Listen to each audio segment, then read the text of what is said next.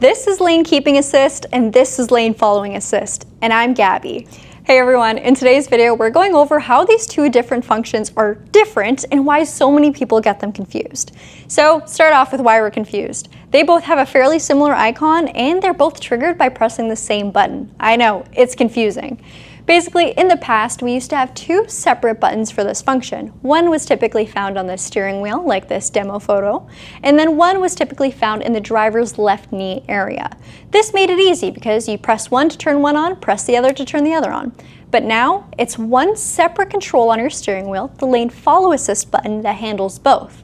Essentially, by pressing it quickly, I turn on or off the lane following assist, but by pressing and holding, I turn on or off the lane keeping assist. So I can have one on and not the other, or I can choose to have both on or none at all by a single choice made on the steering wheel. Now here's where they're different. Lane keeping assist is essentially a reactive alert. So if I'm driving and I start to veer off or I go to change lanes without signaling, my car will beep at me to warn me, but also give some gentle correction to nudge me back into my originating lane. So again, it's reactive. It waits for you to hit the line before it does anything. Lane follow assist, on the other hand, is symbolized by a little steering wheel icon with a lane on your steering wheel. And this will see upcoming changes on the lane ahead of you and steer to keep you centered in it. Now this works for typical roads where the lanes are marked, but it's also going to follow the car ahead of you and generate an artificial lane if you're driving on a country road that doesn't have two marked ones. This will essentially, again, take bends in the road for you and do those minor steering adjustments that you would typically do all the time without this function.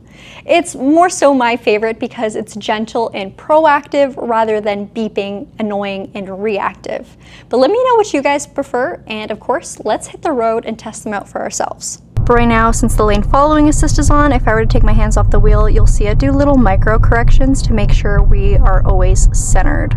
It's also working through that intersection, even though there's no lane marker, because it works off the car ahead of you as well. All right. We don't have two lanes marked, so it's not going to trigger our lane keeping assist, but once I turn onto another road, we should have two lanes to read, so follow along for that.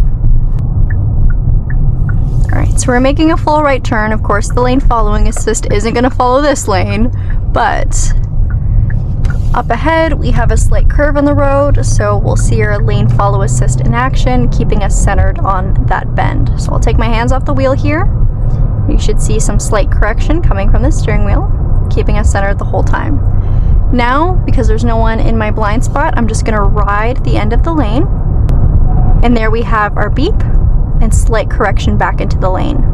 So again, we'll sway out, beep, and pull back into the lane.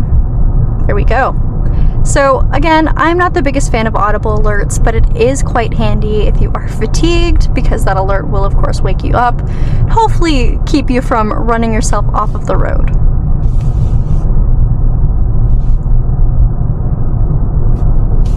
Okay, and one more time, we'll veer out of our lane. The beeping happens. It vibrated the wheel a little bit, waking me up and telling me to get back in my lane. Now again, if you are someone who does not like indicating your lane changes, this feature is probably your worst nightmare. But it's a reminder to start signaling. You guys, I don't want none of it. I know it's a BMW thing, but don't make it an everyday thing. There's a slight bend in the road here, so again, watch the steering wheel. I'm going to give just gentle pressure, but I'm not guiding it. My car is keeping me centered the whole time. Bigger bend up there. So again, just pressure to tell the car that I am paying attention, but the car did all of the work for me. So pretty much an autopilot for your lane safety. Now, I hope that kind of shows how these systems work. And as always, don't forget to like, comment, and subscribe if you haven't already, because it's free to do so and it really helps out this channel. We also do videos just like this almost every single day found on the Kia Hyundai channel, and we hope to see you on those ones too. Bye, you guys.